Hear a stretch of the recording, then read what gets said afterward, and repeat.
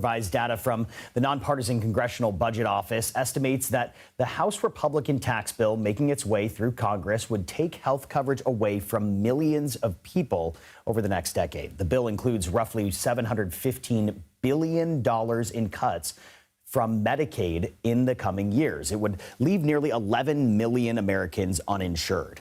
Señores, el Senado de los Estados Unidos acaba de lanzar un bombazo contra Trump sobre el proyecto de ley. Un comité judicial acaba de destrozar públicamente este proyecto de presupuesto de Trump y lo hizo por una razón tan grave que incluso algunos republicanos ya están entrando en pánico.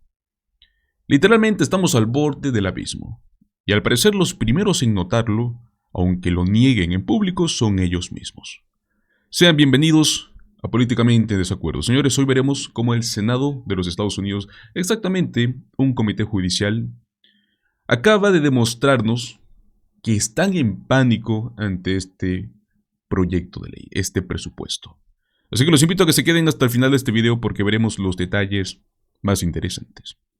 Bueno, señores, últimamente hemos visto cómo la atención mediática se ha estado centrando, en las últimas semanas en la ruptura de Trump con Elon Musk, la guerra comercial de los aranceles que sigue escalándose y actualmente estas protestas de ICE en Los Ángeles.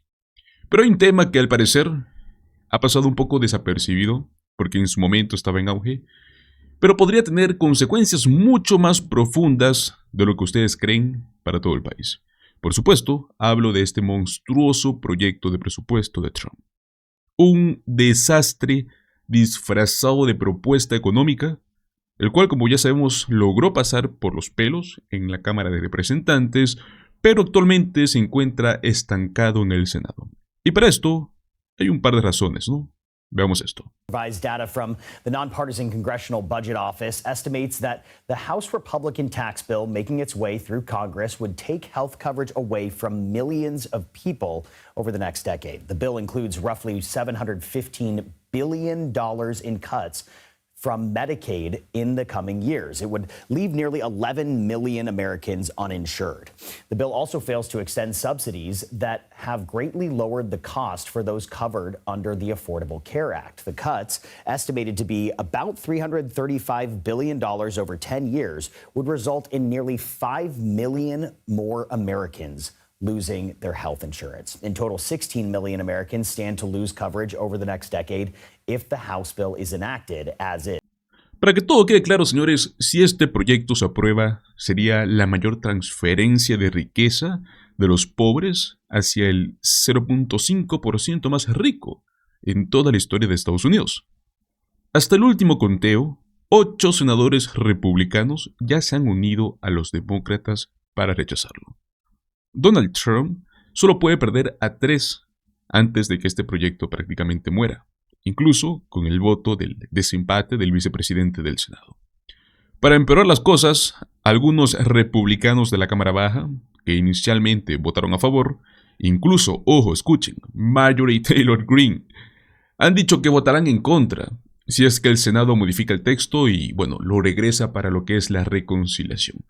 Pero Trump, junto con el presidente de la Cámara, Mike Johnson, no quieren rendirse, Están utilizando el tema de las protestas contra ICE en Los Ángeles.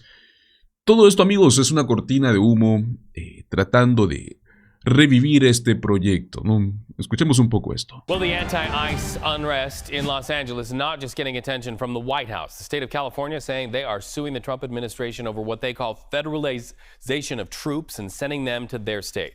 So some lawmakers on Capitol Hill are citing the protests as a reason to pass the president's so-called big, beautiful bill as a way to step up and pay for those immigration crackdowns. Take a listen.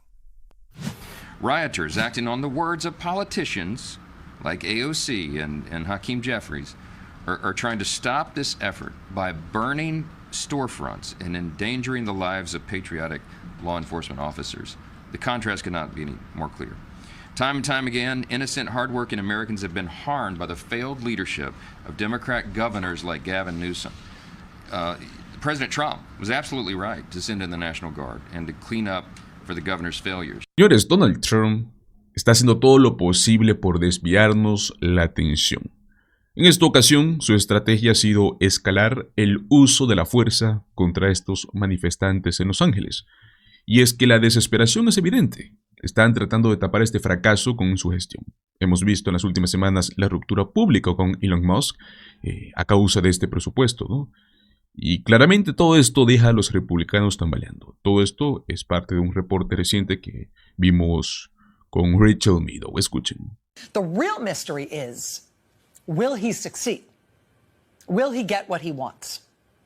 And the answer to that will not be found by looking at him or by watching his actions. The answer to that question will come from the people of this country. The most important story of our time is this one. What is this country going to allow him to do? This is an attempted authoritarian overthrow of the United States Constitution and the U.S. government, the attempted imposition of a dictatorial regime. That is clear. That is unambiguous. I think it is unquestioned. I think there are very few people on any side of American politics who would contend with that. The question is whether it will work. And the way we will find out whether or not it's going to work is not going to be something that happens in the White House. It's going to be something that happens in the streets and in the courts and in the states and in Congress and in every other place that people are trying to say no. The strength of the movement against him is what will determine our fate as a country. And what we are seeing over and over again in what I believe is the most important story in the country, what we are seeing over and over again is that protesting against him works. That he wants to seem strong, but he is not that strong. Organizing against him works. Fighting him in court works. Pushing back works. Protesting in the streets works. And so Marcelo is free in Milford, Massachusetts. And Carol is free in Missouri. And the 4-year-old girl in Bakersfield, California is free and alive. And in Albuquerque, the movement to keep Antonio here means that Antonio is still here. And none of these things are instant, right? And they don't always work. But pushback is the only thing that ever does work. By Saturday this weekend, we were on to a second day of large-scale protests in Los Angeles against similarly over-the-top militarized raids by Trump's immigration agents. I mean, it started in Los Angeles this weekend, Friday and Saturday. By Sunday, there were solidarity rallies in Bakersfield, California, and in Houston, and a big one in Phoenix, and in San Antonio, and again in San Diego, a big one in San Francisco where dozens of people were arrested. People in Pasadena protested outside the hotel where they learned ICE officers were staying during these immigration raids in Los Angeles. I mean, as of Saturday night, Trump had started fulminating against the protests in Los Angeles. He had announced that he would federalize the National Guard. It's the first time a president has done that against the wishes of a state's governor in 60 years. And when it was done 60 years ago, it was to protect civil rights protesters, not to threaten protesters with military force. But, you know, Trump panicking like that, the response of the American people to it has been exactly what you'd think. I mean, bigger protests than ever in Los Angeles, the solidarity protests that I just listed all day Sunday in all those cities all across the country. Today, solidarity protests in Atlanta, across the street from Atlanta's Immigration Court building. Solidarity protests today in Baltimore. Solidarity protests today in Boston and also in Chicago. In Tampa, Florida today, there was a huge solidarity protest. In Raleigh, North Carolina, in Washington, D.C. today, there were protests outside the Justice Department headquarters. Y esto, mis amigos, es el manual, como dirían, del demagogo. Armar un escándalo con un tema sin relación alguna para poder empujar esta agenda que busca concentrar más poder. Porque sí, señores, esto no es solo sobre el presupuesto. Este proyecto de por sí tiene cláusulas autoritarias, con las cuales no creo que ustedes estén de acuerdo. El presidente podría desobedecer fallos judiciales si este presupuesto se aprueba tal y como está. Hablamos de que sería un golpe demoledor contra el sistema de pesos y contrapesos, ¿no? Contra la institución de la justicia, el corazón de la mismísima democracia estadounidense. Esto ha provocado pues un terremoto político en el Senado. No solo entre demócratas, varios republicanos han dicho que no pueden apoyar este proyecto que incluye este tipo de disposición. Y ahora pues Trump enfrenta un nuevo obstáculo inesperado. Y viene nada más y nada menos que del senador Chuck Grassley. El periodista Jordan Carney de Politics lo reveló esta mañana en un tweet. Se los voy a leer. Grassley me dijo que tuvo una reunión sobre el lenguaje de citaciones por desacato que la Cámara incluyó en el proyecto de reconciliación. No cumple con la regla, escuchen, la regla Byrd, y como mínimo tendrá que ser modificado. Ok amigos, ¿qué es la regla Byrd? Básicamente estamos hablando de una regla que establece que cualquier medida incluida en un proyecto de presupuesto tiene que estar directamente relacionada con el presupuesto para que pueda ser aprobada bajo el proceso de reconciliación. Ese detalle amigos es clave, porque los republicanos necesitan usar la reconciliación para evitar lo que es un filibuster demócrata. Si esa cláusula autoritaria viola la regla Byrd, no puede pasar. Y adivinen qué amigos, sí la viola. Y no es la única. Según el medio Raw Story, otra cláusula está en la cuerda floja. Es un impuesto punitivo que busca castigar a empresas extranjeras.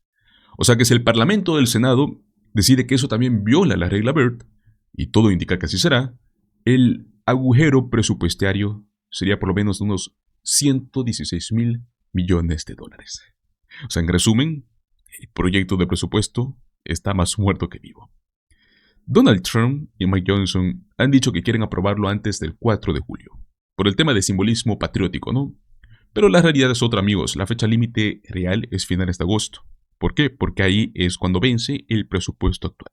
O sea que si no se aprueba nada hasta ese entonces, el gobierno federal tendrá que cerrar. Y ahora aquí viene un detalle, ¿no? Una pregunta muy interesante. ¿Cuánto tiempo más seguirán Trump y Johnson insistiendo en un solo paquete legislativo, cuando saben que no tienen los votos necesarios? Lo más probable es que Johnson va a tener que dividir el proyecto en varias partes pequeñas para salvar lo mínimo. O sea, eso significa que los recortes fiscales de Trump, su ataque a los programas sociales, Medicare, Medicaid, y sobre todo el intento de concentrar más poder en la presidencia, se quedarían fuera del juego, ¿no? Recordemos, no aprobar un presupuesto puede convertirse en el Watergate político de un presidente, ¿no? Porque si todo ocurre en su primer año de mandato, ¿qué te espera en los últimos 3 años? Y si eso pasa, Trump se habrá ganado un nuevo apodo. Donald Pato Rengo. Medio cursi tal vez. Bueno para la democracia, definitivamente. Pues bueno, señores, hay que profundizar un poco más el tema de este megaproyecto, porque este tema de Los Ángeles es muy interesante, al menos en la forma en la cual se está llevando a cabo la narrativa, ¿no? El cambio de narrativa. Porque estamos hablando de una situación donde el presidente ha enviado los marines a las calles de Los Ángeles durante estas protestas que ya han escalado, lógicamente, ¿no? Y el detalle aquí es que ha ignorado completamente la opinión del gobernador estatal y ha puesto a militares entrenados para combate en situaciones que deberían de manejar los policías locales. Esto no se trata sobre la seguridad nacional, señores, es sobre simplemente control, distracción, sobre algo mucho más importante, y eso es lo que venimos hablando, este megaproyecto de ley de Trump. Escuchamos esto. Joining us now, Democratic Senator Chris Coons of Delaware. He is a member of the Foreign Relations, Judiciary, and Appropriations Committee. Senator, always good to see you. We have a lot of ground to cover with you this morning, but let's just first start with a beat on what you're seeing in Southern California there. What is your view as to the appropriateness of the President of the United States not just deploying the National Guard over the objections of that state's governor, but also now sending Marines to the streets of an American city? Well, Jonathan, this is a striking moment, and it is urgent and important for folks to speak up and push back on the president politicizing our military. The right to peaceful protest is right there in the Constitution. And as long as these protests are peaceful and local and state law enforcement have them well in hand, as the chief of police of the LAPD has said, I see no good reason for the National Guard to be called out or active duty combat trained Marines. Law enforcement is trained to handle these protests, not active duty military. And frankly, it is simply upping the ante and creating a spectacle that is the real goal here of President Trump. I'll remind you, our reality TV show president is a master of distraction.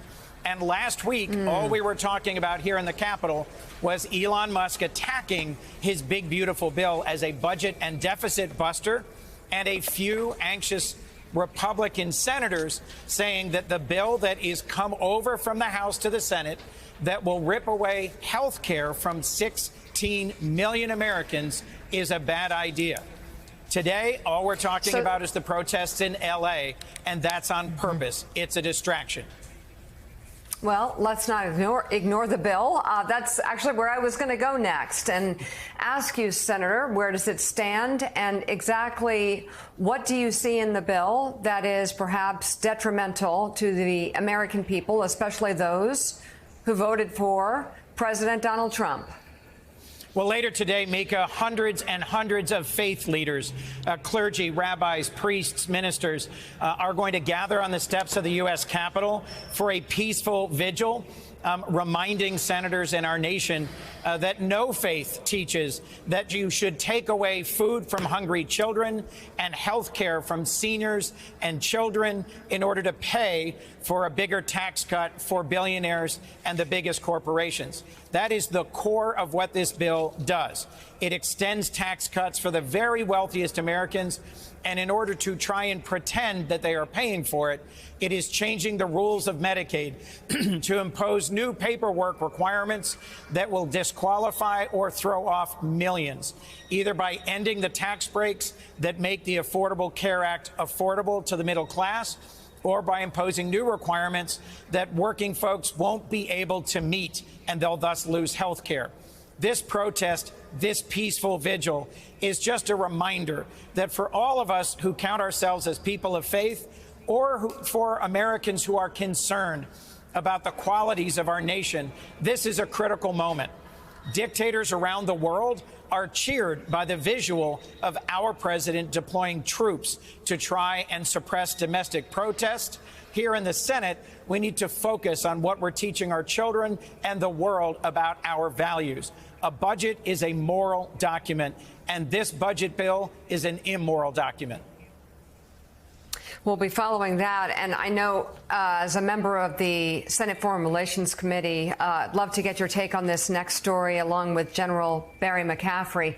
Russia attacked multiple cities in Ukraine overnight, less than 24 hours after what Ukrainian officials described as the largest drone assault of the war so far.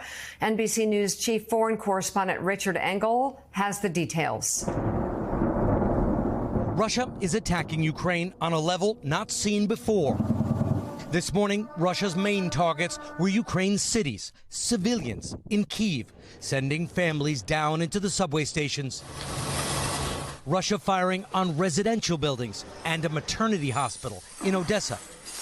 President Zelensky said Russia fired 315 drones and 7 missiles overnight after yesterday launching nearly 500 drones and 20 missiles, the highest number of attacks since the war began.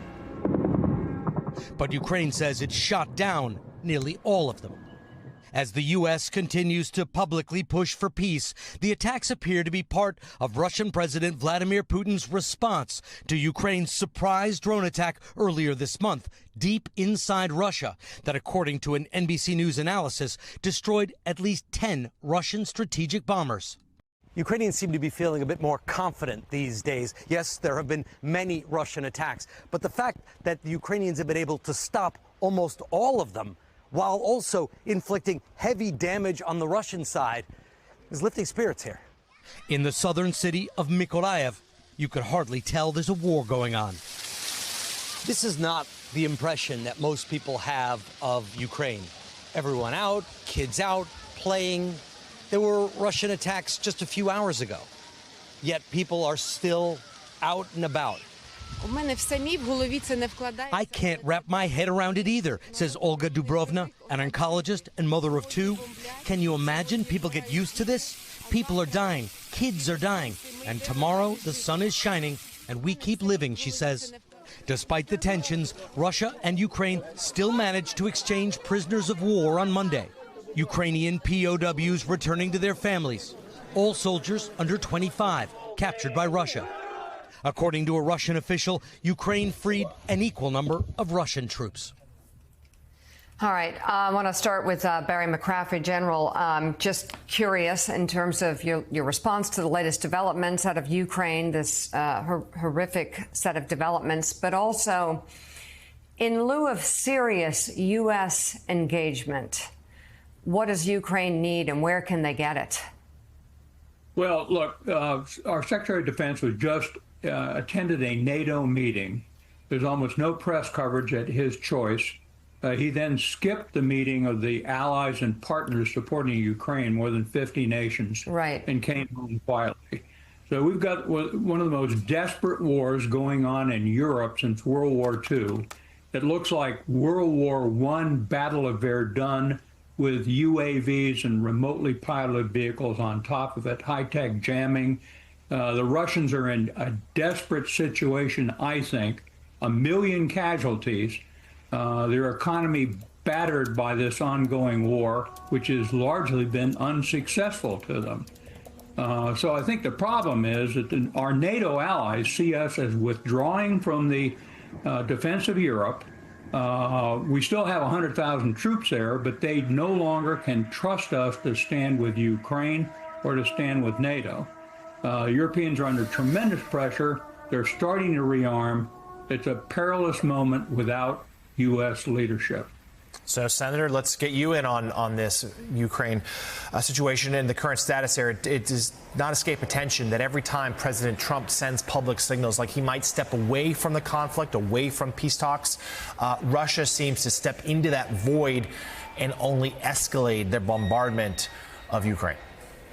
Let's be clear. Putin is a gangster and a thug who continues to use his advanced military to strike hospitals, schools, daycares, civilians. When Ukraine punches back, they strike bombers and Air Force bases. There is no equivalence between the Ukrainians who are fighting bravely to recover their sovereignty and their freedom and Russia, which under Putin is the aggressor. A bipartisan group of senators met last week with German Chancellor Friedrich Merz, who shared with us both alarming intelligence, now publicly shared by the head of German intelligence, that Russia is rapidly rearming, well beyond what they need to conquer Ukraine. It is their intention to test all of NATO.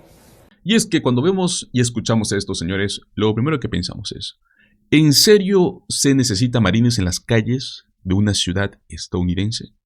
La respuesta claramente es no. No cuando tú tienes a policías entrenados para estas situaciones. No cuando antes de que hayan llegado los militares, las protestas eran pacíficas. No cuando el jefe de policía dice que podría tener la situación bajo control. Entonces, ¿por qué hacerlo? Aquí es donde entra la crítica más fuerte, ¿no? Esta no es una decisión de seguridad nacional, es una decisión de imagen. Es como una jugada de reality show.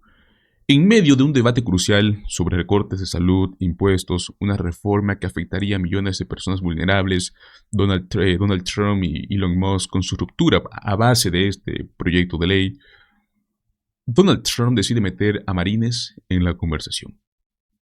¿Coincidencia? No lo creo. Está utilizando al ejército como una herramienta política, tal y como lo hace con el Departamento de Justicia. Esto, amigos, no solo es inapropiado, esto es peligroso. El ejército no debería estar al servicio de lo que sería considerado capricho político o espectáculo mediático. Ellos tienen que estar protegiendo fronteras, no vigilando a civiles en protestas. Algunos sé que dirán, está dentro de sus facultades como presidente. Ok, técnicamente puede llamar a la Guardia Nacional, pero eso no significa que sea correcto. Peor, prudente. Mucho menos cuando el Estado ya tiene control de la situación. Además, pensemos por un minuto en el mensaje que se envía al mundo, porque estas noticias están en todo el mundo. Si un presidente empieza a militarizar las calles ante una protesta, ¿qué diferencia Estados Unidos de un país autoritario? No todo es local.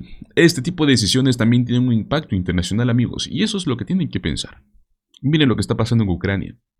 Ataques brutales de Rusia, hospitales bombardeados, civiles atrapados. Mientras tanto, Trump sigue dando señales contradictorias sobre su apoyo a Ucrania, ¿no? Siendo que fue una de sus primeras promesas, lo cual parece que quedó en el olvido. Este senador que vimos en el video lo tiene muy claro. Se están aprovechando del vacío de liderazgo de Estados Unidos. Eso es lo que están haciendo muchos, no solo Putin. Cada vez que Trump insinúa que podría, por ejemplo, retirarse del apoyo a Ucrania, ¿qué es lo que hace Rusia? Más bien responde atacando con más fuerza. Eso no es casualidad, eso es oportunismo puro. Y aunque algunos defienden que negociar con Putin es lo mejor, la realidad, amigos, es que negociar desde la debilidad nunca ha funcionado. Al final del día, esto no solo es sobre Trump, es sobre qué tipo de democracia se quiere en Estados Unidos, ¿no? Una donde los presidentes usen al ejército como un decorado político, o una donde los líderes prioricen la paz, la justicia, la protección de los derechos de todos, un país tranquilo. No solo es el mal uso de poder, amigos, es una amenaza encubierta de democracia. Y mientras Trump intenta jugar a ser el protagonista de su propia película, miles de personas pierden acceso a la salud, a la comida, una mala economía y hasta su dignidad. Así que, señores, ¿qué opinan ustedes sobre todo esto? ¿Piensan que Trump usa estos eventos como distracción o creen que es algo normal, es parte de gobernar? Los invito a que me dejen sus opiniones en la caja de comentarios. Muchísimas gracias por acompañarme hasta el final de este video. Recuerda, como siempre, dale like, compártelo con tus amigos y suscríbete a nuestro canal Políticamente en Desacuerdo. Nos vemos en el próximo video. Hasta luego.